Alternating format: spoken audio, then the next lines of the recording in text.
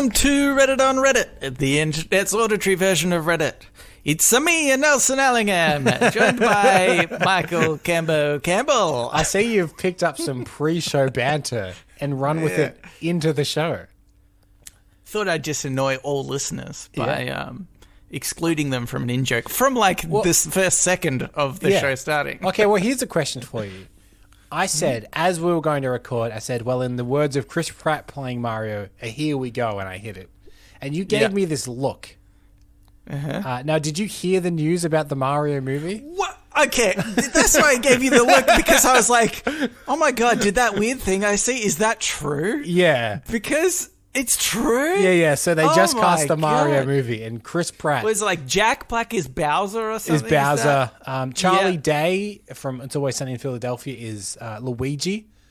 I did see online someone had said, if you've cast Charlie Day as Luigi, you've really missed the trick not casting Danny DeVito as Mario, because they have that chemistry. Oh my God! And It's Always Sunny.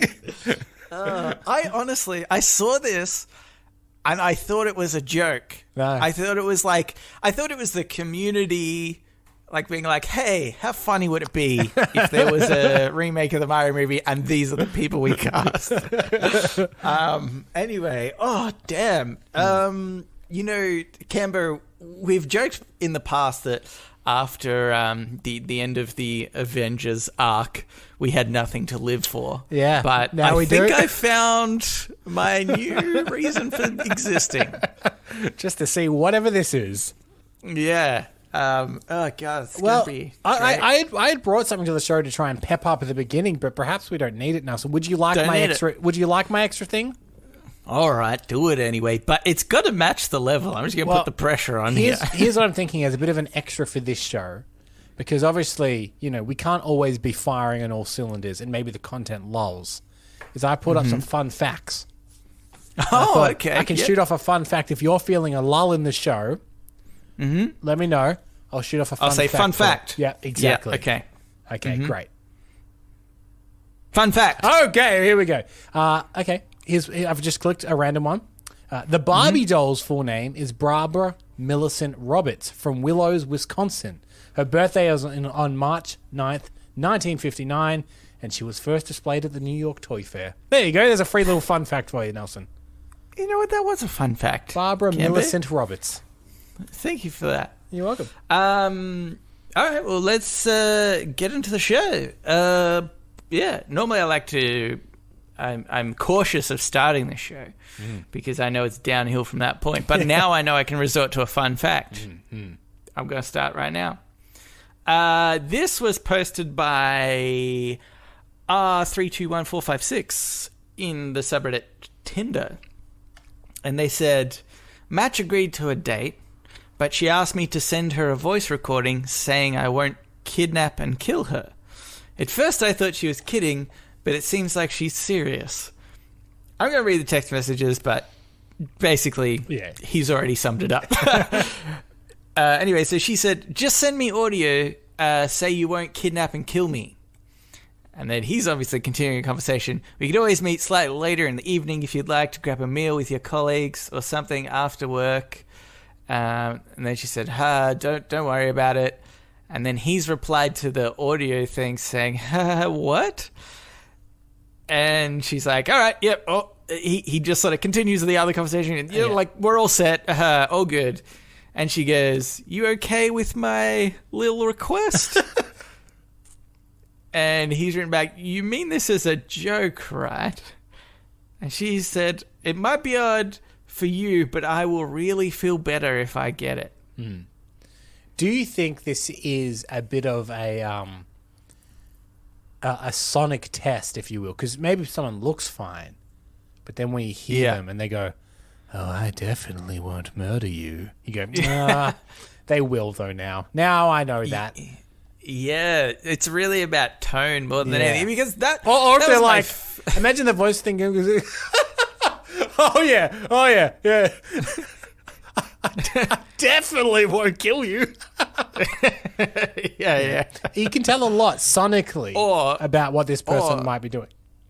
They might say, I just want to let you know, I will kidnap and kill you. Won't kidnap and kid you. Oh, God. Oh, you got me. I'm going to send this one because it's the honest truth. all the different inflections they could get away with. Like, I won't kidnap and kill you. Whoa, what was that inflection on the end? That was... Yeah. I just thought, like, what is that in terms of security? It's... you have definitely made a point. Maybe it will trip up a lot of people, but I also can't imagine somebody that's going to kidnap and kill someone won't be able to on the obviously 30th take where they're like, all right, I really need to get this one right. Be confident enough to say the line convincingly. Yeah, it's an odd one because there's no... I don't get where the security is unless that recording prior to them going on the date is put onto the internet. To be like, here's the recording of the person I'm about to go on a date with, just in case I don't return, you know who it is or whatever like that. But just to have it on your phone, if anything, when the cops find a body and they're like, let's check the last number that they were talking with. Okay, it's this person. Oh, there's a voice recording. Hey, I'm just letting you know I definitely won't murder you tonight. Well, okay, it's not them. That's it's one person we can roll out. Because you've done so many takes. It's almost the best alibi. You've done so many takes to perfect your I won't kill you tonight that it sounds so convincing. Yeah, that's right. I think, oh God, like I'm sort of worried in the back of my mind that this is some sort of reverse scam maneuver. And she's going to like send the message and then edit it to be like, I'm going to kill you and kidnap you. And they just, So do you think... And then they hold that as ransom or something insane like that. We need a system of mutually assured destruction, I think. And granted, obviously females are attacked more by males on mass than the other way around. But just because you're scared of this being a scam, you send a voice message saying, hey, you know what? I'm not going to kidnap or kill you tonight. But then in return, they send one to you. That way you've both got the same amount of evidence on each other because you can't trust them. They can't trust you. This way, if anything goes wrong, you both have insurance. Yeah, that's true. But I mean, if this was me and I was asking for it, as soon as I get the recording, it's too late. Unless they're sent at the exact same time. But me as the scammer, I'm just going to ignore that. I don't actually have to meet the person. I can just take the recording. Do you think these recordings are the equivalent? In movies where sometimes people both have guns pointed at each other under the table? Is that what these recordings are the equivalent of? Like, you can both go off at any second with these recordings. Manipulate them in some way to make the other look bad. Yeah. I think it's got to be it because I can't find the logic behind this at all. And so I feel like the only explanation is some sort of a weird scam deal. I understand the idea of wanting to feel like safety with a stranger. And in fact, I've heard stories of like if a girl's going home with a guy, they take a photo of their driver's license and send it to a friend, right? So if anything happens, they're like, this is who I was with, kind of thing. Right. It's a terrible thing that needs to be done, but like it does need to be done at times. So I understand the idea of like a security blanket of some kind when you're about to meet a stranger in a place you don't know and you don't know them, etc.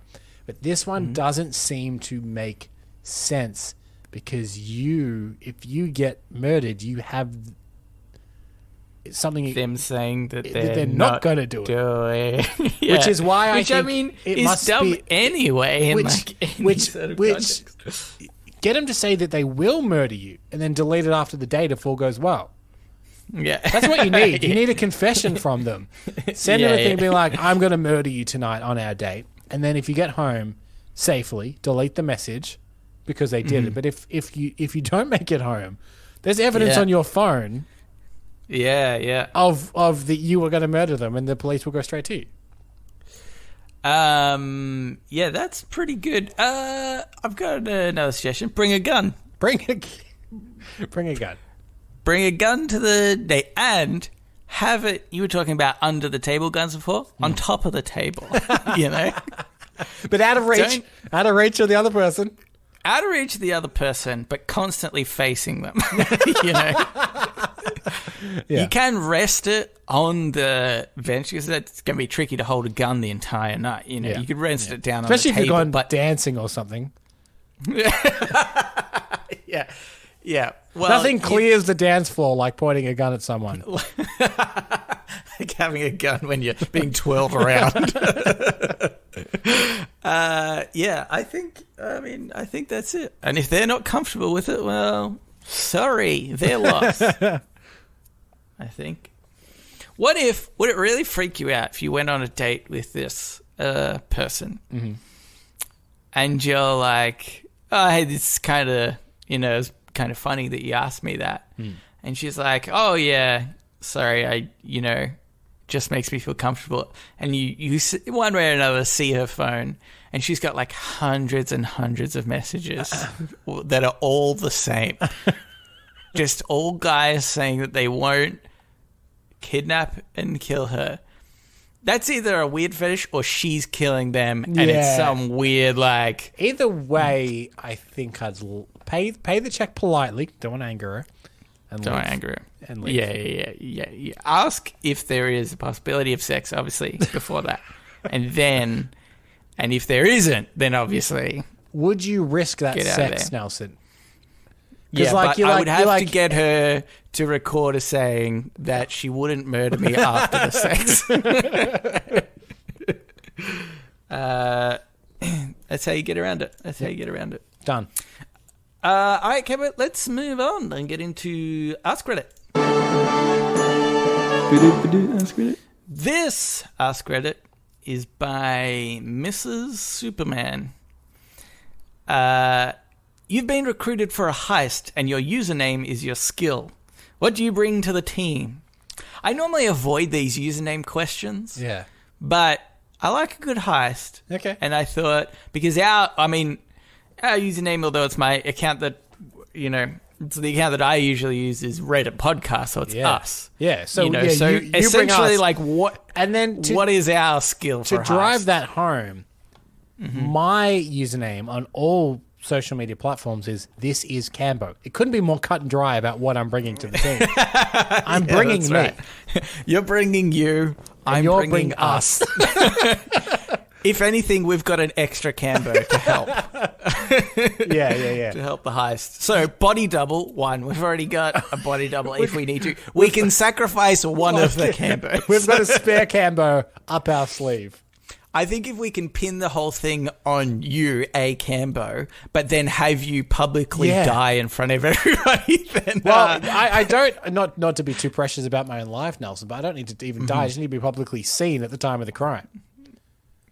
No, but I'm saying we want to, not let anybody try and find you. I mean, I think this is the benefit for your double, because people will be like, oh, he's, if you die, they're going to be like, oh, well, there's no follow-up. We don't need to chase it down. The guy who was guilty is now dead. Yeah, but then I need to live the rest of that. my life in the shadows as a dead man. Yeah, well, that's what you're going to have to do. Yeah, but I'm saying, anyway. If I'm just seen publicly during the time of the crime, I can just be found not guilty of the crime and continue living. Just your alibi there. Yeah, but then that only gets you off. I know. You're so selfish. If this is a team heist, I've got it. You I've can got do it. one of two things. You can use your double as an alibi, or you can use your double to say that they did the whole thing and then die publicly. I've got us covered, Nelson. I'm going to change my username to "This is Cambo and Nelson." So then we've both got a double, and we both get off. The rest of the team... Okay, we both get off. The rest of the team go down. They go down. But during the crime, let's say, I'm picturing a casino, Ocean's 11, obviously, where we're winning big at the craps table, we're making a big scene, everyone's dancing around us, we're seen on the cameras, all while the crime's happening. I've punched a guy. You know? Yeah, definitely. Just to really liven up that scene. You know? I'm Get all the security I'm around. Nelson Alligator! And I couldn't be doing a heist right now. Witness us, Nelson Alligator and Michael Campbell, here at this table at this. Everyone, look at your watch. Take note of the time. Yeah. Okay. Now, that's good for getting us out of a heist, but I imagine that's hard to, go to a heist team and be like, hey, we want to join this heist because we've got a way to get out of it scot-free. Yeah. We need to bring some other skills, I think, to the table, that might aid in this. We need to hide our duplicitous nature from the rest of the team. So we go to the team and say, don't worry. Our special skill is we have the alibis sorted. That's all we say. Oh, okay. It's suspicious. Because then when the crime's done and they're running away and they're like, how's those alibis sorted? We're like, well, we were seen publicly. They say, all of us? And we say, maybe. Who knows? Who's to say? That will only come when the police arrive.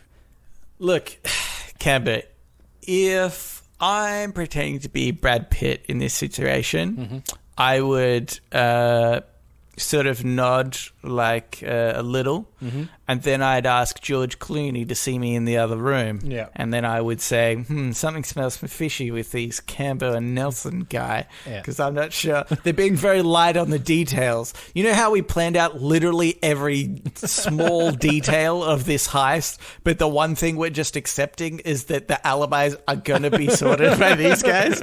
I think maybe we should think about, not including them. Yeah.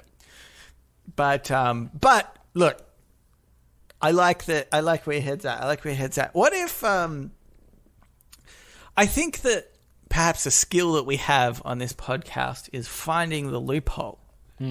So maybe even without the alibis, we can find the loophole for the heist. Okay. Like technically, it's not stealing; it's just long-term borrowing, as an example of right. a loophole that we could pull out there, Well, in that case, we need to know what kind of heist this is.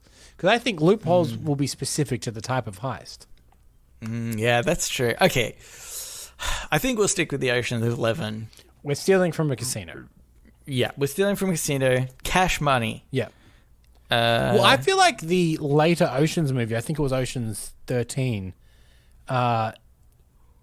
they did kind of do a loophole, I believe, in which they want to rob from a casino, and I think the way that they do that is they set a bunch of games to win, so the casino has to pay out a lot of money. Yeah, it was almost just like revenge or something, wasn't it? So in a way, that is a bit of a loophole heist, isn't it? To be like, technically, we're just winning from the casino. Yeah. You're losing. Yeah, that's true. Although I don't think they really walk away with money, do they? Isn't the whole point of that? I vaguely only remember that one. Yeah, it's diminishing returns, the old Oceans franchise. Until you get to Ocean's 8, then it picks right back up better than the first, Nelson. Oh, so much better. Man, that brings back memories. Nostalgia of a really good heist film. Yeah. That was a good movie. Ocean's 11? Yeah. Not the I know everybody's thinking it. Have you ever seen the original? The one with the Rat Pack? No, I have not. No. Unwatchable. Oh, that's real bad. Real bad. No, but it's just a sign that they've, clearly, Steven Soderbergh, who made the good one, the one with George Clooney, has clearly been cool concept, terrible movie, I can make it better. And he did. Yep. He just made it a great movie. The same idea is there, because it's like Sammy Davis Jr. and Frank Sinatra, and so all the big stars of their time. And they did the same thing. It's like all the big movie stars of 2001 in the movie. So that's the appeal. And they're still stealing from the three casinos like in Ocean's 11. But the difference is they were like, what if we made it good? Yeah. Yeah. Sometimes that's all it takes. That's all it takes. Funnily enough, Gone in 60 Seconds was exactly the same. The original, totally unwatchable. It was actually, I just remember I don't even know when it was created, but the camera work was so terrible, and so often there would be people talking, not a narration, but just people talking that the camera wasn't on. Like it was just looking at the workshop or something in the cars, and there's a conversation happening, but you're not watching that conversation. And it was just like so terribly edited. Was it because the movie was so bad they assumed the audience would be gone in 60 seconds, and therefore they didn't have to put any effort in? Yeah, that is I true. don't know if I'd honestly rank the Nicolas Cage Gone in 60 Seconds at the same level as I would Ocean's 11, though. I think there's a gap of quality between them. But I take your point. I mean, honestly, I haven't actually seen Gone in 60 Seconds for a real, like, probably since it came out. Honestly, it's been that long ago. Stacey and I watched it during lockdown. We did a bit of a retrospective on some old movies that we've enjoyed, and specifically like Oceans and Gone in 60 Seconds and stuff, like the old heist movies. And watching them back to back, you're like, oh, one of them is a lot better than the other one, but still better than the crappy original. Yeah. It's all you need to be. We should remake crappy movies, but just make them ever so slightly better and cash in on the royalties. That's all you need, because people will have this conversation where they're like, oh, did you see the new, I don't know, Harry Potter? And we're... that famously shitty movie. that crap movie that flopped, Harry Potter. Yeah. And people will be like, "Oh, is it any good?" And they're like, "Well, it's better than the original." That's all. That's the only benchmark that you have to reach. And that's how you do it. All right, here's another one. Wait, what did we do? I don't know. We got off topic from the heist conversation. we started talking about Ocean's 11. Yeah, and it was all downhill from there. Here's what we do. We go in. We've got the alibi thing. Really, we just want to get involved in any heist because we've got the alibis perfectly sorted. Yep. So we go up to Danny Ocean. Is that his name? Yeah, it is Danny Ocean. Oh, cool. Danny Ocean, and we say, hey, we want to get in on a heist. And he's like, oh, all right, you're in. But I'm going to need to know your qualifications. And we say, too late. You've admitted to a heist, and we've got a podcast, and we'll let everybody know unless you just give us a cut of the check. Yep. In which case, we don't have to do anything. We can just sit back. This is just blackmail. Yeah. And like, just as a backup, we have our doppelgangers in the car on the radio, just in case things go down. They're backup to us. But if all goes well, we won't even need them. We won't even need them. We'll obviously have to kill them afterwards because that's an anomaly to the duplicates of universe. us could be could be terrible. We'll ruin the timeline.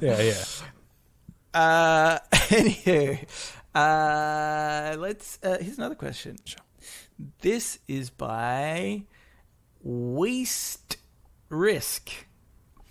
If you could build your dream home, what would you have to have? I mean, running water. Roof. Toilet. Couldn't go without a toilet. Toilet. That's for sure. I'm going to treat myself. Shower. Oh, I'll put my foot down. nice. I have to have a shower. Okay. Is there a spa? Is it a spa shower situation? Nothing. Or you I can hate. just separate spa in the bathroom. No, I'm not a spa guy. Nothing I hate more than a bath and shower combo as well, by the way. Yeah, they suck.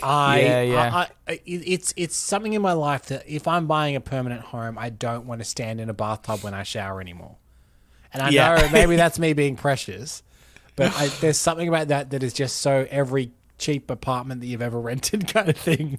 Yeah, exactly. There's no shower curtains and there's no bath shower combos. I've never used a bath since I was like very young, I think. Yeah. Probably around 10. Funnily enough, I did actually want one the other day because I had a very sore foot. It sounds like a weird thing. And I was like, maybe having a bath might be good. But then I was like, I have to clean it and stuff. Well, hassle. if we get the right kind of bath, we could use it to disintegrate the bodies of our doppelgangers using chemicals as well. Oh, yeah. Breaking Bad has led me to believe that we'll need to be a certain type of plastic. Yes. let's get one of those ones. I have now living in this place. It's been about 2 years now without a dishwasher. I would like one again.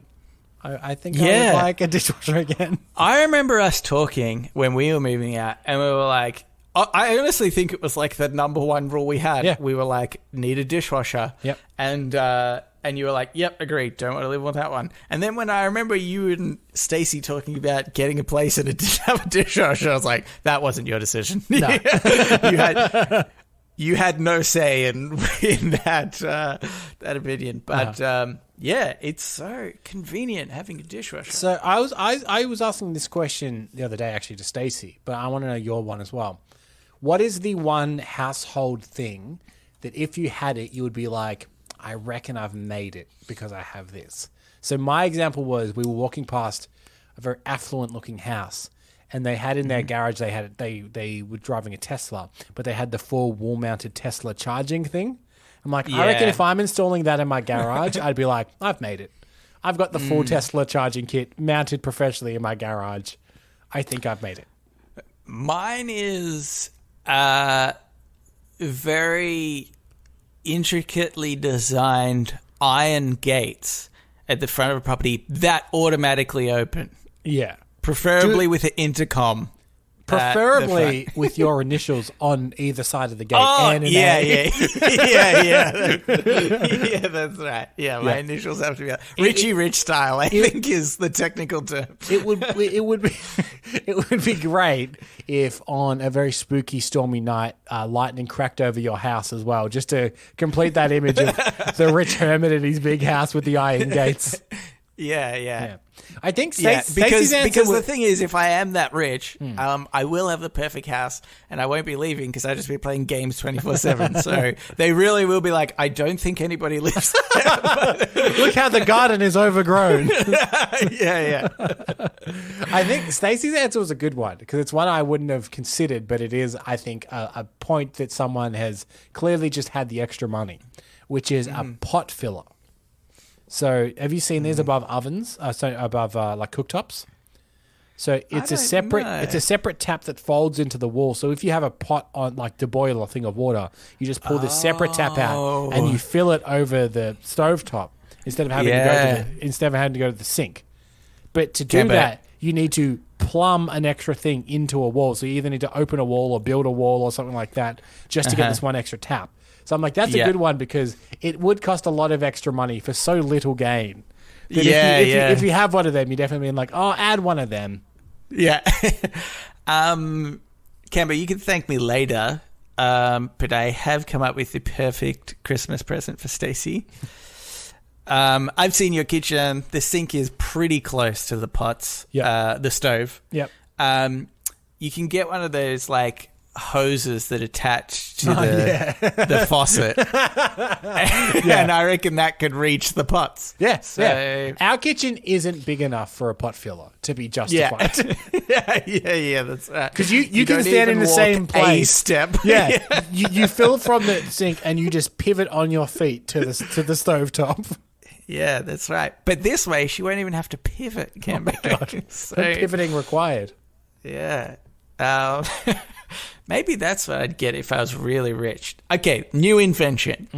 It's like a Roomba, but it carries me on top of it, and so I don't ever have to pivot. Isn't that the hoverboard? No, that's like this is more automated. Yeah, you have to lean. You have to lean into them. Oh. Yeah, this one's connected to my brain, and I just think about it, and not in the way that I'm like, go forward. I mean, in the way like I would think about walking, you know? I don't want it to be a burden of thinking. It basically just happens.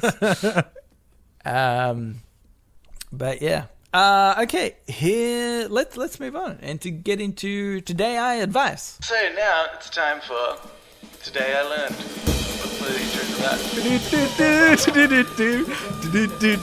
Today I Learned. And also sometimes advice. This advice is asked by Anonymous Donkey. I'm getting feelings for an old friend of my ex-girlfriend. would it be wrong to try initiate a relationship? I, 20 male, have been getting feelings for someone, 19 female, who started working with me. However, they're an old friend of my ex-girlfriend who I broke up with about 2 years ago. I would say, given the age, that is going to be a bigger deal than if you add 10 years to that age. So, like, for example, like, we're both in our 30s now. Yeah. And one of our good friends is dating one of my ex-girlfriends. And it's just not a situation, you know what I mean? Oh, yeah, that's like, true. Yeah. Like, we're all just like, yeah, that's fine. Like, we understand that people move on and evolve in this way. But when you're 19, maybe that feels like a bigger deal. It's funny that you mentioned that because I had completely forgotten up until this point that when I was in high school, similar thing happened to me, although it was really like me and this girl kind of hooked up and like, yeah, girlfriend, boyfriend for like 2 weeks or something. And then she started dating one of my good friends like shortly after.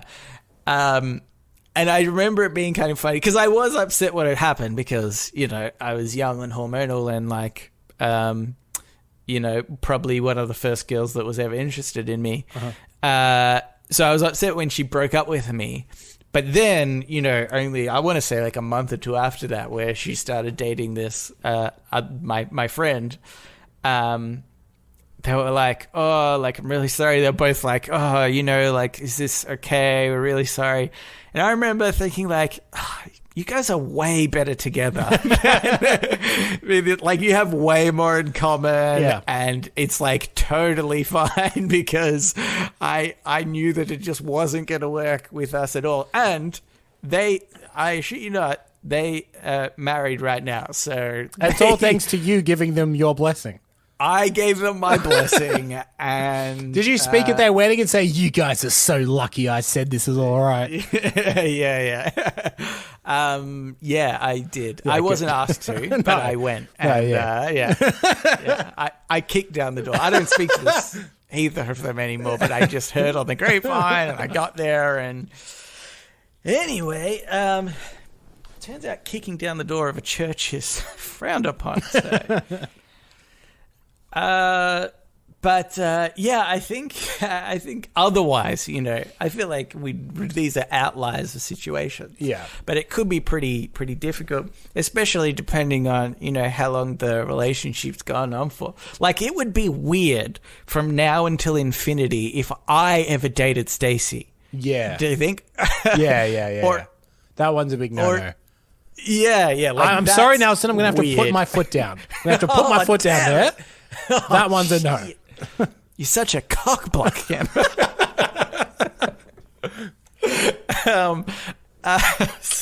I feel really weird about this conversation. I don't feel weird about it yet, but I'm going to feel weird inevitably when Stacey comes out with one earphone hanging off her ear being like, why? Why were you saying this? Yeah, that's true. But... I think that definitely makes a difference. What do you reckon is the limit then? 2 years is a decent amount of time, I think. So he broke up with this girl 2 years ago, and now he's interested in her friend. Yeah, but so how long do you think if he was together with the original girl? Right. Oh, right, yeah. How long a period of time has it been? There's also a question of, like, how strong is the relationship between the two friends? Yeah. So, yeah. So there's a couple of questions. So he was 18 when he dated this girl, because he's 20 now, and he said it was about 2 years ago, right? Yeah. So he was 18. Yeah. The question is, how long did you date the other girl? The original girl? If it was like 3-4 years, or was it 6 months? That makes a bit. If it was like 6 months, 2 years ago, and you were 18, I don't think that's a very big barrier. Okay, but let's find the maximum. Okay. So 6 months, fine. Yeah. A year? I think a year is okay. I think still fine. Yeah, I think years is still fine. Yeah. 2 years. 2 years is where the barrier is starting to get He's starting to about as high as you. You can get over it. You can get over the barrier, but it does take some effort, 6 months, that's just a stick on the ground. You just walk over that barrier. Like that's not stopping anyone. Yeah, that's 2 years. Yeah, 2 years takes some lifting, but not insurmountable. It's not the Great Wall of China. It's not keeping the Mongols out. You know what I mean? Yeah, yeah, that's right. Yeah, cool.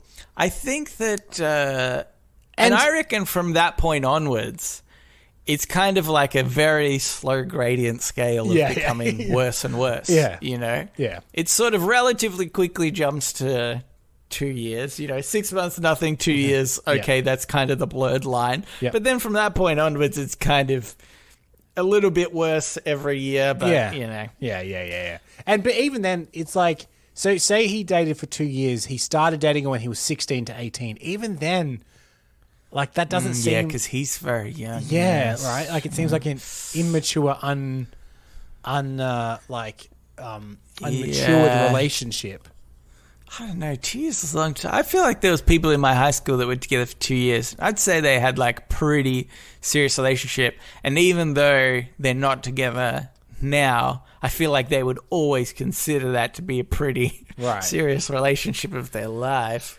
Well, I mean, I get what you mean. But I think it's 2 years and then a very it's not slow... like you're not living together and stuff like that, which obviously you would be if you're older, normally. Yeah, exactly, yeah. You're not sharing bank accounts or anything like that. So, yeah, I think it's the... 2 years is the wall with a very slow gradient slope afterwards. Very slow. Yeah. Okay, cool. And then friendship-wise... which I know can affect the years-wise that they've been together with. Yep.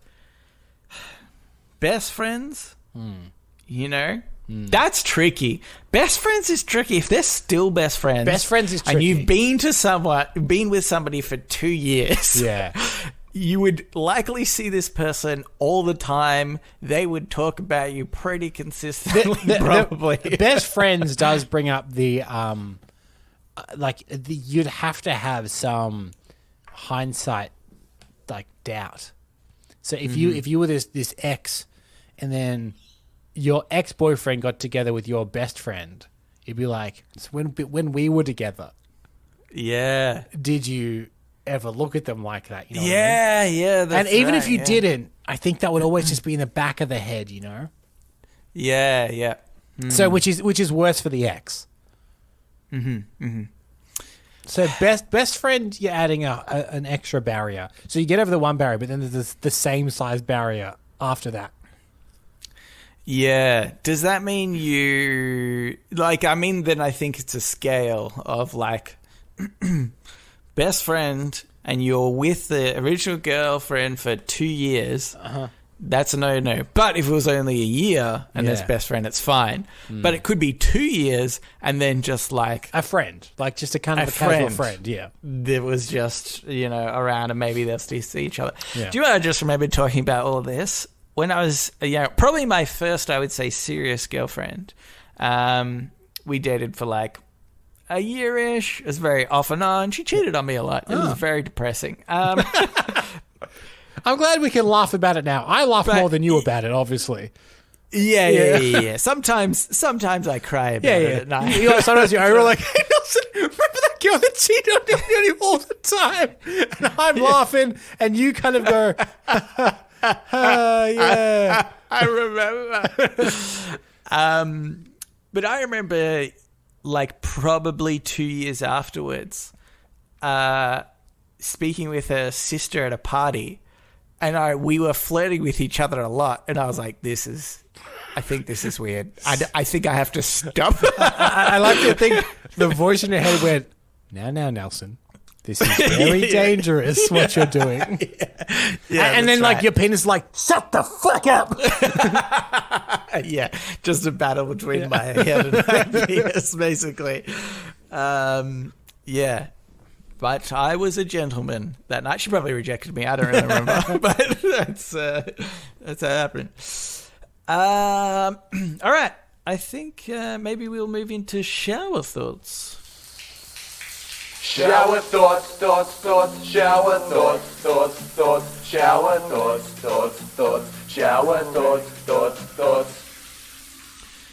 This shower thought was by Sonus Faber.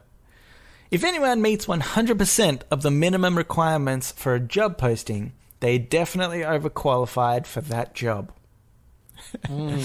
Yeah. Well, it depends. I think that the higher esteem that job is held in, the more true it is as well. Because if it's like something very, very simple, like a very entry level job, like I don't know, the service counter at a McDonald's. It's like what some people have is like a first job a lot. Because a lot of the requirements are can speak well, can enter things on computer. If you can do both of those, I don't think you're overqualified for that job necessarily. I think the requirements are just lower. I think as a young man and I applying for McDonald's, I still was probably not confident with all the criteria they listed in being able to flip burgers at the back. I worked at a fish and chip store as my first job. Cash in hand, $5 an hour. $5 an hour. Definitely. Whoa. Definitely, the tax man didn't know about it, kind of thing. Yeah. And I don't even think they had a list of requirements. They're just like, "Are you willing to accept this?" I'm like, "Yeah, that's fine." Yeah. Do you know anybody at the Australian Taxation Office? Not a single person. You're hired. Do you know much about minimum wage in Australia? Not a thing. Come on in.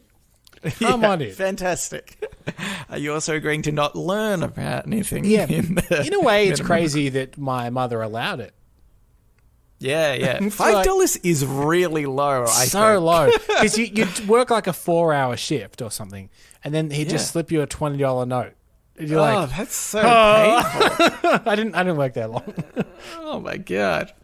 That's pretty funny. But otherwise that's sort of true. But there's stuff like I've been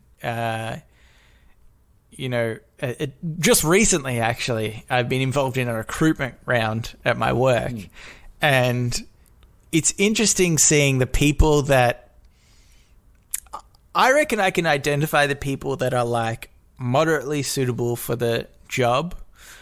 And then those that aren't, but not because of the way their like qualification. Like I think the fact that somebody who is less qualified is almost better at bullshitting in their applicant response, whereas somebody who's just qualified enough is like giving measured answers on how they have like addressed the criteria of the act. Is this the equivalent of, they like people say you can tell a lie because someone gives too much detail? Yeah. Is it the resume equivalent where they're providing so many examples? You're like, I don't know if you could just provide the one example that's the right one, but instead you provided 6 examples to make yourself look better.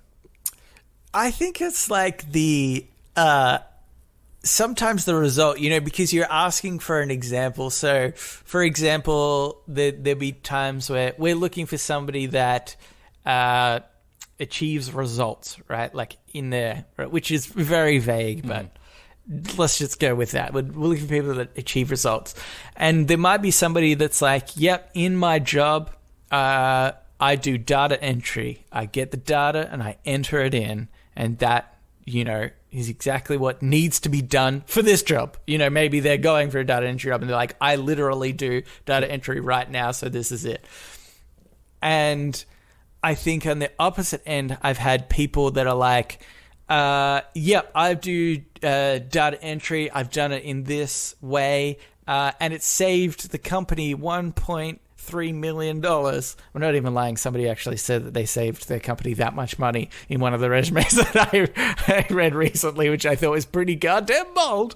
But I think it's like that slight exaggeration on the end where it's like, oh, well, they haven't really had the experience, or maybe they've just been around people that have done data entry and they're just going to tack on to that kind of thing. Yeah. And they know that this was a result that came off it on a different angle. So they're just going to say they were part of this together. And, that's I think how you do it. I was looking at jobs recently for a data analyst.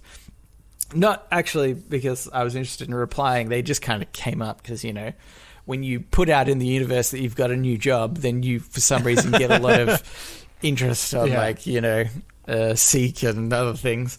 And jobs that I weren't qualified for probably even 3 months ago, I feel like I could bullcrap enough now to be qualified for them. Yeah. Just need that little bit more. Here's another one. It's by Joel. Out of the billions of people who ever lived, one of them suffered the most agonizing death of us all so far. That's painful to think about. What's the most agonizing recorded death, do you think? Recorded. I mean, it would probably have to be a torture of some kind. Willie Wallace was pretty bad. Was he stretched out? Stretched out, drawn and quartered, cut up, intestines pulled out. They did a fair bit to him, but there must be worse than William Wallace. Well, I remember there was one torture device I remember hearing of was where they put somebody in like a steel bull or something, and then they heat up this bull with the person inside, and they just kind of slowly roasted it. That really seems so painful. There's also, God. I mean, look at Vlad the Impaler, what he used to do. Impale. The legend was, I don't know enough about the historical accuracy to really say it's fact, was that he would start impale someone kind of from behind or underneath, either through their anus or however it works, and it would just over a couple of days would just slowly go through them until it came out their mouth. I don't know exactly how that works per se, but the idea was you didn't die immediately; you died over many days with this thing going through you. Yeah, yeah, pretty grim. But I bet you then the person who suffered most was somebody that went through this thing, say they were impaled, and that's the worst death. But they also had an ulcer in their mouth at the same time. Plenty of people impaled, but this dude had just an ulcer a little bit at the more. same time, and he couldn't stop tonguing it. Yeah. Feels kind of good though. Yeah. That I think it's that person. Yeah. it's pretty grim stuff, Nelson. Do you want me to lighten the mood? Oh, fun fact! Oh my god, I've completely forgotten about the fun fact. Please give me a fun fact. The tallest man ever recorded was the American giant Robert Wadlow. He lived from 1918 to 1940. He stood 8 feet 11 inches tall. Right, damn, that's tall. Tall. I think I've seen a photo of Shaq standing next to a replica of this guy, and Shaq looks, normal size, miniature in comparison. Yeah, normal size. He's still really tall. Shaq is still really tall. Yeah, it's interesting. You know what? Give us another one because I've gone this whole episode and I've totally forgotten. Sure. The Earl of Sandwich, John Montagu, who lived in the 1700s. Reportedly, Earl of what? The Earl of Sandwich. Sandwich. John Montagu, who lived in the 1700s, reportedly invented the sandwich so he didn't have to leave his gambling table to eat. Oh, okay. I actually think I'd like to fact check this because for some reason I have read about who invented the sandwich, which is actually along the same lines of who invented the wheel, which is that actually a bunch of people invented those things because it's not super unique, genius, It's like a practicality. It's almost the same with because there's a law with technologies that is if it is logical enough for somebody else to come to the conclusion of, you can't really copyright the idea of that. Yeah. which I think, right, so there was remember like ages ago there was a argument, I think it was between Samsung and like an Apple about their phones, where if you refreshed a page, oh Jesus, you on your phone, on your smartphone, it would kind of bounce back. It still does it to this day. In every phone, any kind of like something that kind of has a top, if you try to scroll further, it kind of bounces back. Yeah, it has a little bounce animation, yeah. Yeah, so I think Apple was trying to sue Samsung or something to say that they stole that idea, and the counter argument was exactly this, that, oh no, that's like a logical thing that a developer would create, so you can't sue us for that because it's not unique enough of a design. Yeah, I just find that stuff really interesting. So the Earl of Sandwich, if he tried to copyright sandwiches, we would dispute it. Yeah. Like, he may have invented it, buddy, like in his own region, but not necessarily the origin of the sandwich. Yeah. It's pretty interesting that is he a bit like people say that Sean Connery is the original Bond, but technically there was other Bonds before him in like radio plays and TV movies and stuff. But he's just the one that everyone knows because he did it so well. And is the Earl of Sandwich? He just did sandwiches real well, so he was the first to do it at the level of the Earl of Sandwich. Yeah, and they're like, he's the guy. He's pretty much the sandwich guy. The weird thing is that the word sandwich existed before he created it. Yeah.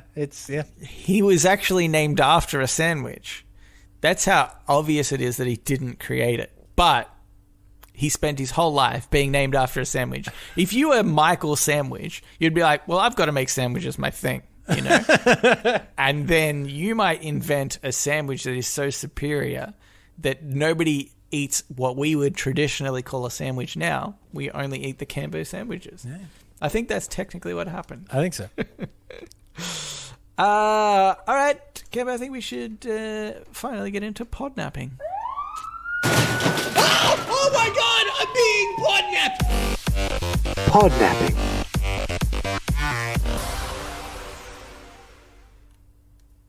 This is Podnapping, where we nap a pod. We take a little little delay conversation or a segment from a podcast, and we do it ourselves. Can I guess what just happened in your head? You went, let's get into podnapping. The theme started, and you go, it's Cambo's week this week. And then you just zoned out, forgetting that you tend to do a little bit of an intro beforehand. I was like, oh, this gives me a free 10 to 15 minutes. I might go to the toilet. Ugh. Yes, but yes, it is your week. It is my week. So this is slightly, I guess, old school podnapping because, as you say, take a segment or a topic of conversation, and this is more a topic of conversation. It's a subreddit that I've been enjoying lately, and I wanted to do. We did this previously with. Do you remember when we deep dove into the subreddit about people that conserve their semen? And they talk about all the benefits of conserving your semen. It's a bit like that in that it's just a fascinating subreddit. Not fascinating for the same reason, but it's a subreddit that every now and then I find myself going, I'm going to go check this out. So this is the subreddit. An apology to a majority of our listeners. It's the subreddit Shit Americans Say. Which honestly could be retitled Shit Conservative Americans Say, because a lot of it is around healthcare and things like that. Okay, but it's a subreddit that exists of people taking screenshots that they see out in the wild of someone who's clearly an American, mostly on Reddit, but sometimes on Twitter or on Facebook or any other social media platform, and just posting it in this place anonymously, being like, found one. I found one out there. Yeah. So I've got a couple of posts. It's very similar to bird spotting, I think. Yeah. People, find one in the wild, got to share it with the others. Yeah. There's a couple of posts here. I thought we could maybe go one at a time. And then, Nelson, for a bit of fun, I thought we can try our very inaccurate American accents when we do the American version, the American comment or whatever it is. Okay. That part is non-negotiable, I've decided. You need to do it. Oh, okay. That's good. Okay, let me open up the first one. Okay, so this is a post on Reddit, clearly, being the subreddit. It's taking a while. Okay, so this is a person asking for advice about employing someone in Austria. And the headline is, can I pay Austrians US minimum wage if they're located in Austria? And they say, this is in the subreddit Austria. So they've gone to the country's subreddit. Right, yeah. Hello, Austrians. I'm planning on hiring some intern bilingual Austrian students for IT internship. I plan on paying them the project management intern's minimum wage because they are the least important. U.S. minimum wage is $7.25 an hour, and I think Austrians is around 20. I simply can't, in good conscience, pay the project management interns $20. Any help would be appreciated. Yeah. Are there any responses to this? Well, the screen cap cuts off. Yeah, okay. The one I highlight that I'm going to do the minimum wage because they are the least important. Yeah, that's right. Yeah, But how do you feel about the idea of saying to someone, I know your country has a better payment and like economic system for like their employees. That's bullcrap though. This way is clearly better. As if you're going to get anyone to work below minimum wage. It's like, yes, in, sure, in definitely. Austria, it's a country that does quite well. They're not in an impoverished country. Yeah. Like, and I think it's funny because surely, I mean, in most cases, right, minimum wage is subsidized by tips in America. Yeah. I'm not 100% sure of this, obviously, but for the most part, I'm pretty sure that's how it happens. So, like, it's kind of dumb even then, right, to be like, oh, it needs to be minimum wage, because in America, minimum wage is subsidized by other people and tips. Yeah, So- exactly. Like there is a way out of minimum wage via tips that doesn't exist in the other country. In Austria, yeah. So it's dumb a lot of ways. Do you want to do the next one? Yes, I do. Yes, sorry. So this is a tweet by Bernie Sanders. And then somebody else has replied. How does Bernie Sanders sound? I don't think you need to do a Bernie. He has a very, very specific kind of... and I also think he's not being the quote-unquote American here, you know what I mean? Okay, I'll go to as close to Bernie as I can. Okay. Okay. The 1%! There you go. You got to wave your hands up in the air. He always has his hands like pointy fingers up in the air. The thing is that he sounds so much like what's his name? You're just thinking of Nixon. He sounds so much like Nixon. Don't you reckon? I just think he Bernie sounds Nixon? like elderly Jewish American man. If that was distilled down into a cliche, it's almost exactly Bernie Sanders. Okay, let me get that perfectly. Okay. The radical idea of universal healthcare is a reality in Australia, Austria, Belgium, Canada, Chile, Czech Republic, Denmark, and lots of other countries. There's a list of about 20 countries there. About 20 countries. And then somebody's responded, it's amazing that a man sent to DC is so inspired by other nations, but not his own, who has monumentally contributed more to mankind than all those noted combined. Can I just say, I know I skipped a lot of countries, but UK was the last one on that list. And I think it's so funny that, like, in recent history, really, they were the, what's the right power? Like the superpower in the world. You know, the world revolved around the UK. I mean, so it's so funny that we learned just the other week the internet was invented in the UK. Yeah, that's right. But obviously, America has done so much more for the world Yeah. than all these other countries. So many countries. Honestly, so many countries were listed. I remember, do you remember an interview? Because I remember it made its rounds in Australia where, I can't remember who it was, but somebody was saying, it was maybe like a talk show host that was saying, like Australia has healthcare. And the rebuttal was like, yeah, well, we're talking about real countries. I do remember that. There was another great one I remember as well. Is from Fox News, surprise, surprise, owned by an Australian, ironically, in which they were talking about gun control. And Australia is always the example that comes up whenever gun control comes up, because we had pretty sweeping laws, and then the mass shootings stopped. That's weird, isn't it? Yeah. So weird. And they brought that. Someone brought that up. They said, what about Australia? They had a mass shooting. They brought in these gun laws, and they haven't had a mass shooting since. And I remember the guy goes, yeah. Everyone always brings up Australia, but they never bring up all the knife crime in Australia. The knife crime is crazy over there. We're all going around stabbing each other. Yeah. If only we had guns, we wouldn't stab. Definitely or a do man. any crime. Definitely a man his opinion of Australians definitely informed from Crocodile Dundee in that's not a knife. This is a knife scene. Yeah, that's right. Got another one here. This is Twitter, actually. It's a Twitter post. And someone has posted a news article, and the headline says, Finland ends homelessness and provides shelter for all in need. And the caption says, Finland has ended homelessness. They provide a small apartment and counselling with no preconditions. 4 out of 5 make their way back to a stable life. And guess what? It's cheaper than allowing homelessness to continue. And then an American whose name has been crossed out so we can't see it has replied, good luck trying to be a billionaire over there. What? Oh my God.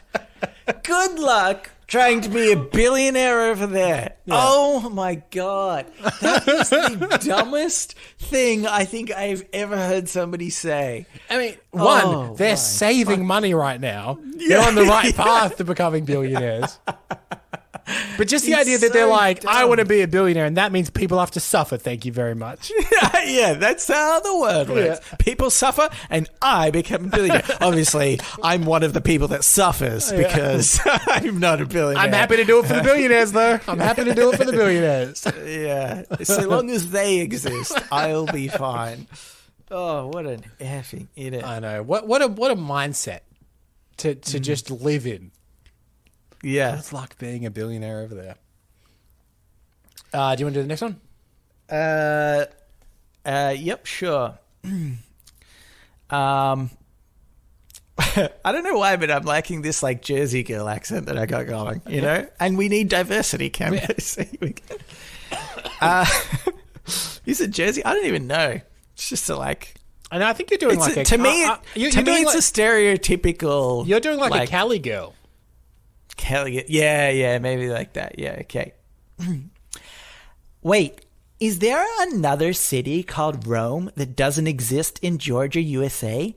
I was watching Fox News and they mentioned Rome in Italy. I am confused. Is there a Rome in Italy? Oh my God. Oh my God. Again, was a superpower at some point in history. Wait till they find out there's not just a Paris in Texas. Oh my God. Yeah, there's one in Las Vegas. Yeah. The Paris Hotel. Yeah, wow, that's really funny. It does it is so nuts, right? Because while it's so funny to laugh at these people, it really just comes down to the education that they received. It's not the individual's fault, really. Well, most of the time. It's also sometimes. It's also this idea of American exceptionalism as a thing, right? To be no one else matters, so why would I even learn about it? So it's not that they don't learn things; it's they don't learn anything that isn't directly involving them. Yeah, I mean that's kind of the point. This person hasn't learned about Rome, Italy ever, which I would say Which learned very early on about them. Is crazy. Like, if you ever Google Rome, Italy's coming up number one. Yeah. Maybe, you know how Google kind of, uses your location and gives you the results? It's like everybody in, Georgia, USA has never wanted to Google Rome in Italy. So the first, page of results is only about Rome. Well, that's probably right, because if you're there and you Google restaurants Rome, you'd be annoyed if you're like, not Italy, you idiots. Yeah. So you're probably right. If they do live near Rome, it probably does automatically do that. But even so, Yeah. So I've got one here. It's so this is a tweet. It's actually a reply to Mr. Bernie Sanders. I'm assuming something along the lines of what you have also written about healthcare. Can't see the tweet. They've just cropped their reply. So they've replied, "Healthcare isn't a human right. Okay, I'm not paying the bill for some turd that habitually abuses their own body and uses the EMS like a taxi service. No, Bernie, no." Oh, yeah. I did see another one in the same thread in which someone had tweeted, "Get over it. The ambulance is not your taxi to the hospital." And then someone is like, "It literally is." That's exactly what it is. It is literally meant to be that. Oh my god. Yeah. That is the idea that healthcare isn't a human right, I think, is really interesting, because I've heard that on multiple occasions, and it seems like such a obvious human right. Yeah. That, like, it's almost, I kind of feel like definition of, like if I'm thinking about human rights, health is like got to be close to number one. Like if you don't have the right to health, and I think people get confused perhaps by the idea that the health is provided by like you rely on other people who have been like educated and whatnot. Yeah. But I think, like humans since cavemen have relied on each other for these things, because it's like, I remember listening to this podcast, and it was called like 8 Things That Made the Modern Economy or something like that. And the number one thing that a lot of economists say is the plow. That was the number one thing that changed the entire world, basically. And the whole point basically was that, well, we learned to farm efficiently. And by farming efficiently, it meant we could feed more people with less labor.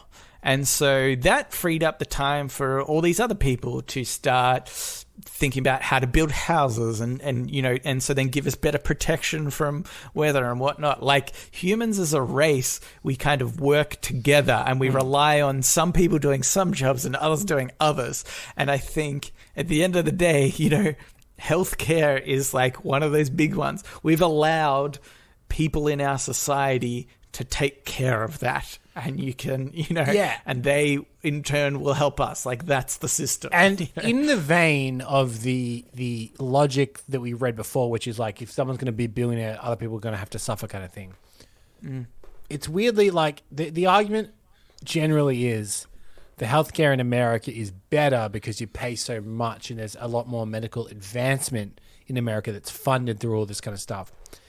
And it's like the rest of the world has just been like, look, if America wants to do it, that's fine. They can do it all, and they can do the whatever. We're just all going to have free healthcare. Like we've all been like, yeah, okay, America can do that if it advances us all. That's fine, but they don't have to. Yeah. No one has asked them to do that. Yeah. It's so funny. I sort of wonder what the, next 100 years of, life looks like in terms of America being so powerful as they are.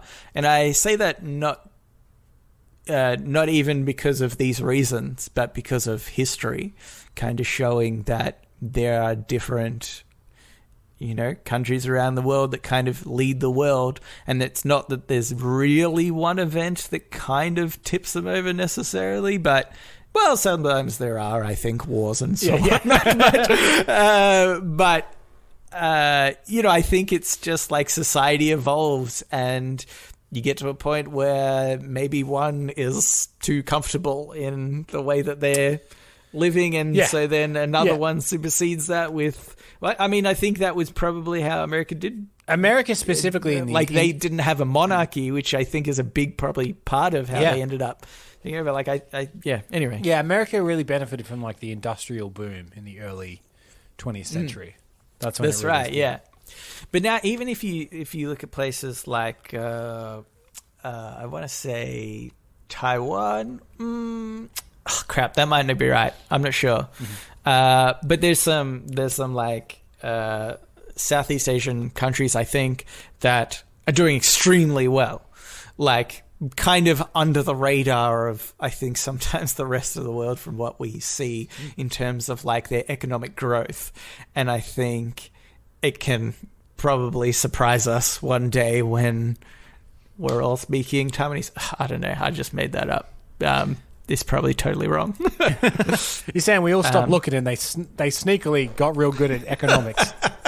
Yeah, something like that. But yes. Anywho. Should we move on? Oh, wait. Oh, do I have another one? Yeah, I think you got one more. Okay. This one is titled, Europeans have pretty much the exact same culture and genetics. I haven't read any of these beforehand, so anyway. Hey, also Europe is not that big and all Europeans have pretty much the exact same culture and genetics. Someone saying that they are part Irish and part French is the equivalent of saying you're part Kentuckian and part New Yorkan. Irish and French are nationalities, not races. Europeans are Europeans. Europe isn't big enough to distinguish one European from another. Oh my God. It's honestly the closing line in all of them that is really great. European isn't big enough to distinguish one European from another. Yes. Wow. Like the difference in cultures across Europe is so think of like a fair-haired like a Irish woman and a Spanish man. Yeah. Totally. What about them is the same? Yeah, totally. That's really interesting. But they're all the same, obviously.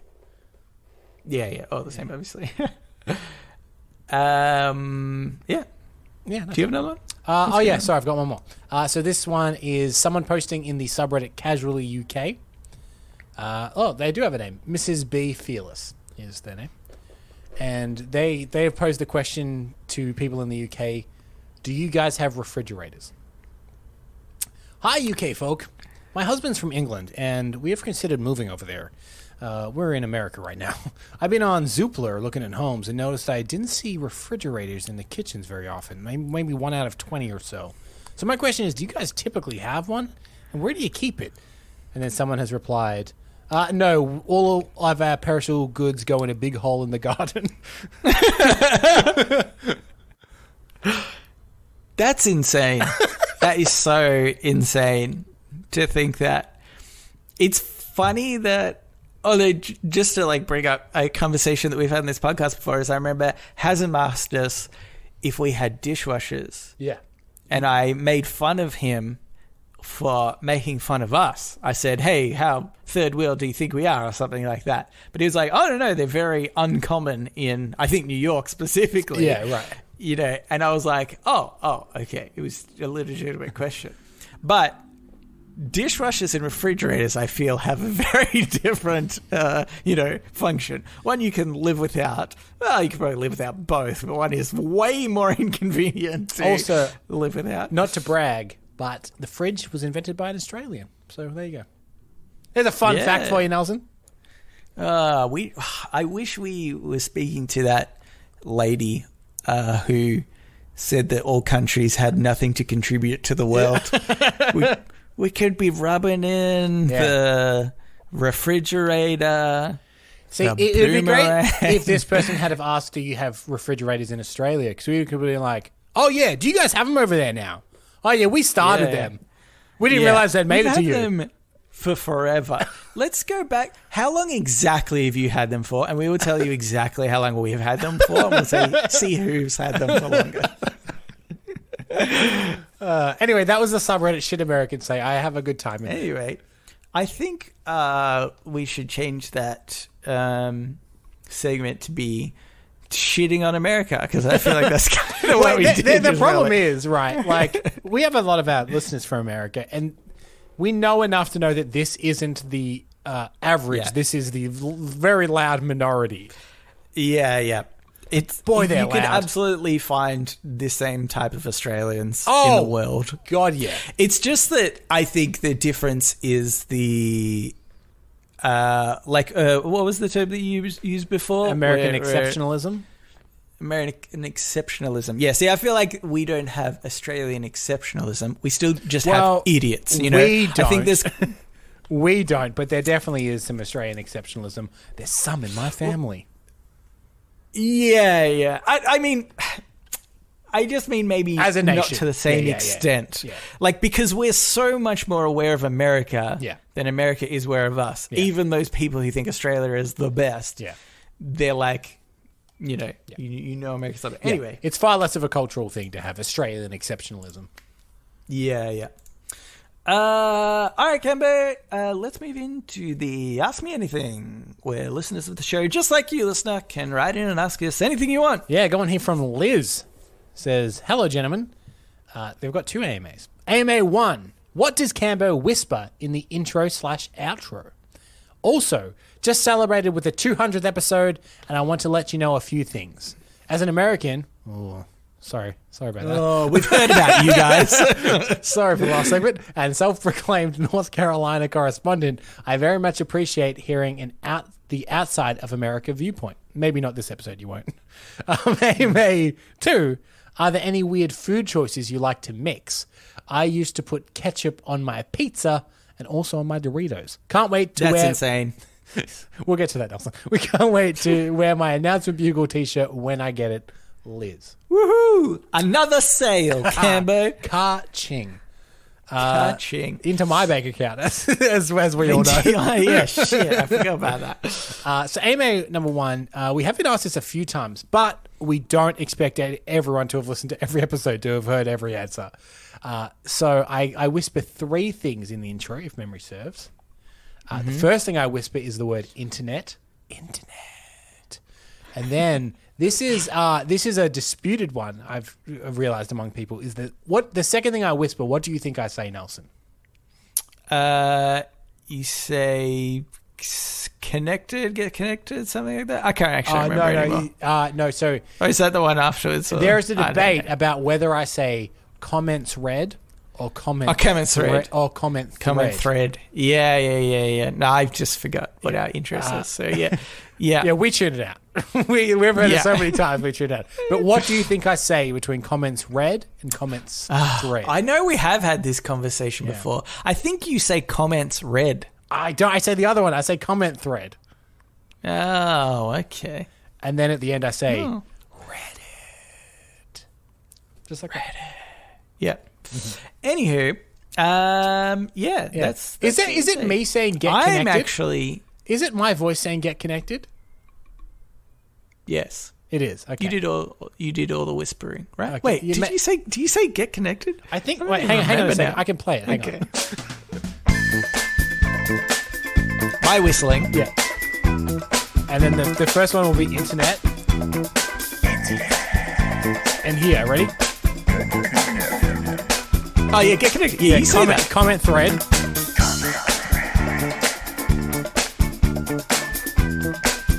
And then Reddit.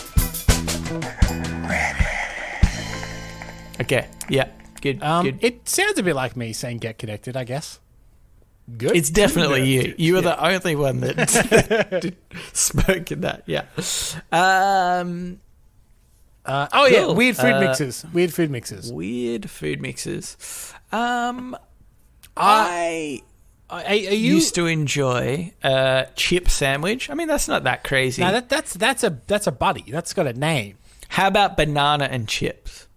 I feel like that's pretty common too. Banana and Still chips. pretty common. Yeah. I got basic bitch stuff. I'm a bit of a basic bitch with this as well. My brother was the same as you, Liz. Ketchup on everything.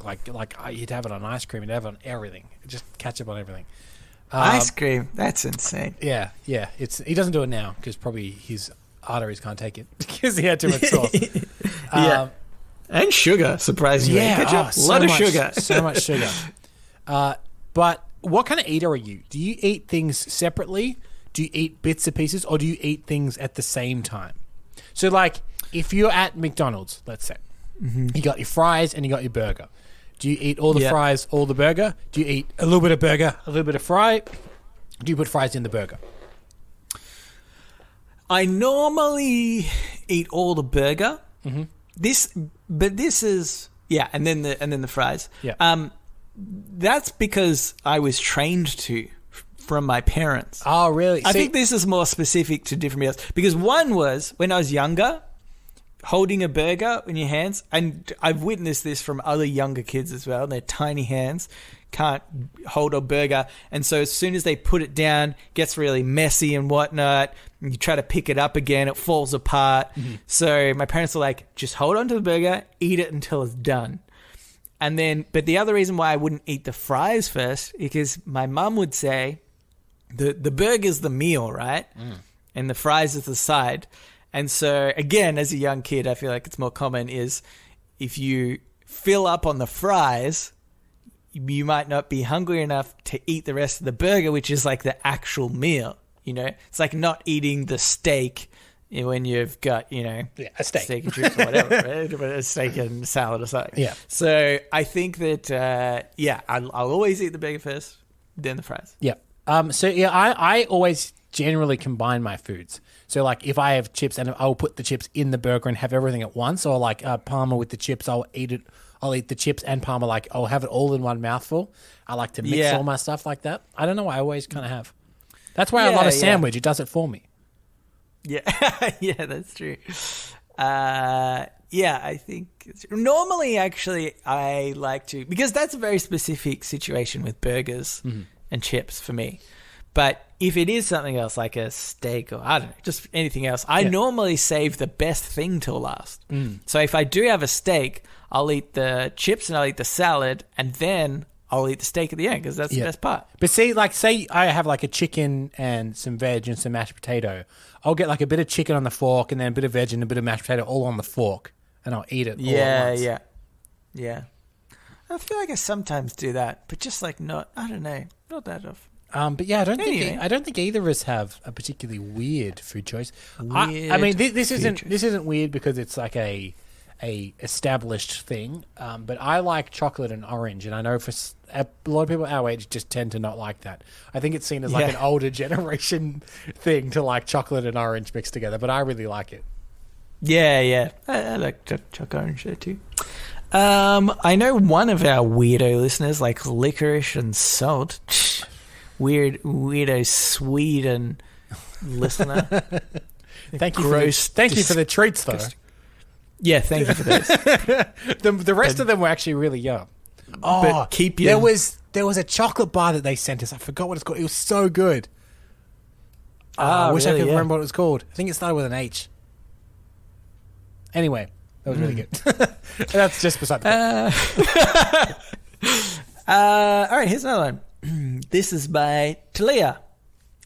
A gracious hello to the two young men that power me through my shift work. My name is Talia, pronounced Talia. This makes more sense if you're reading. Because you could mistake it for Talia. Talia, yeah. I have been listening for a long time. I'm still not caught up, however. I'm at number 193. Please don't quit, even though it seems like to be a key joke that you want to quit. Thank you in advance for not quitting. Yeah, we'll see. I actually used to, in brackets, sort of, work with Nelson. I'm still currently employed by Intensity Sunshine. Oh, just name dropping here. Okay. A small arcade that Nelson used to, in brackets, again, sort of, be an area manager for. Now, she's put in brackets, sort of. That was literally my job. But she's... So the she's fact that put you... sort of because I sort of did my job. Well, that's the you thing. know? Talia perceived you as kind of doing that. Yeah. That was meant to be my job, and I sort of did it. I had the pleasure of meeting him and working with a handful of occasions when he would drop in to check on the site and things as such. Normally around like 11 p.m. Cambo. I'd leave by like 3. Yeah. And in his goodbye message to the business, soon his departure, he left instructions on where to find the podcast. And honestly, I've been listening ever since. Well done, Nelson. I got a listener, Cambo. It's happened. My favorite episode would be an early one. I believe it's called Lovely Bunch of Coconuts, where you discuss the guy who got his penis stuck in a coconut. Yeah. Or something along those lines. Favorite running joke would be that Elon Musk is the villain hero we all need, in brackets facts, and that Nelson will dip dogs in gold for fun. Just a quick thing about the episode Lovely Bunch of Coconuts. So many years ago, we decided to enter the Australian Podcasting Awards. Do you remember this? Yeah. And we submitted that episode because everyone's like, that's a really funny episode. And then I think after we submitted it, I re-listened to it. I'm like, that's an atrocious episode to enter because it's so foul and it's so disgusting. Like, it's essentially putting our most grotesque foot forward for award consideration. Anyway, we weren't nominated. Yeah. We were so far away from like what they want. They wanted like wholesome podcasts. You could tell. Yeah. Like even Welcome to Patchwork had been nominated many times. Welcome to Patchwork, and they are like a very wholesome, like dry kind of. Oh no, not dry is not the right word, but like family friendly comedy. Anyway, and yeah, we were just like, oh, this isn't right. Yeah, I think, and that episode. Back then, our sound wasn't very good terrible sound. So, yeah, anyway. Also, I just want to point out that I would not have fun dipping dogs in gold. I'm doing it to get rich and get rid of dogs at the same time. Also, I don't think it's dipping dogs in gold. That's turning dogs to gold. Because that dog is still a dog inside, and then you're losing the value. That could be all gold. Yeah. You want to turn the entirety of the dog into gold. The entire dog in. A gold-plated dog is good for no one. We want a solid gold dog. Talia might be thinking of some sort of device where I dip them into gold and then it's like, goes into their mouth and like totally transforms all molecules into gold, perhaps. I'll excuse that, yes. But I just want you to know I won't be having fun. No. Well, I will be enjoying myself, but only because, the money. You're thinking of the money. Yeah, I'm thinking of all the things I'm going to buy. Yeah. I was wondering if you would mind sharing the link to Cambo's other podcasts with me, and I've forgotten what they're called. Well, there's one that we'll share with you. There's one that we'll share. It's called The Cancelled Movie Report. Yeah. You just finished season 2. It's all there to binge. Just finished season 2. Yeah. Can I tell you, at the end of season 2, we did Star Wars, right? We did a cancelled Star Wars movie. For the most part, the feedback's been very good. People tend to like it. But I did post some of it into the r/Star Wars subreddit, knowing semi what I was doing. And boy, Star Wars fans are brutal. Absolutely. Got ripped to shreds in there. Absolutely ripped to shreds. The thing is, I actually think the way Reddit works is just the fact that you need enough people to be positive about it at the start for it to drown out. My whole thing is that everything on Reddit at the start will just get poo-pooed instantly by most people that read it. But if you're lucky enough to get a percentage that's higher than 50% that like it, it'll skyrocket and there'll just be positive comments underneath. Well, the thing is, I think there'd be probably a majority in that subreddit that it actually worked really that. well for me. I got a bunch of karma that were just shitty on the content. Yeah. So funny. Anyway, okay, my question AMA, if you were suddenly arrested for no reason and your face was flashed all over the news, what would your family and friends assume that you did? It's always a pleasure. Regards, Talia. Killing dogs, probably. Or definitely one of our scams. If we were arrested together. If Cambo and Nelson were arrested, I think Yeah. everyone that listens to this show would be like, what were they trying to pull? Like, what I think scam, what loophole, what heist were they trying to pull?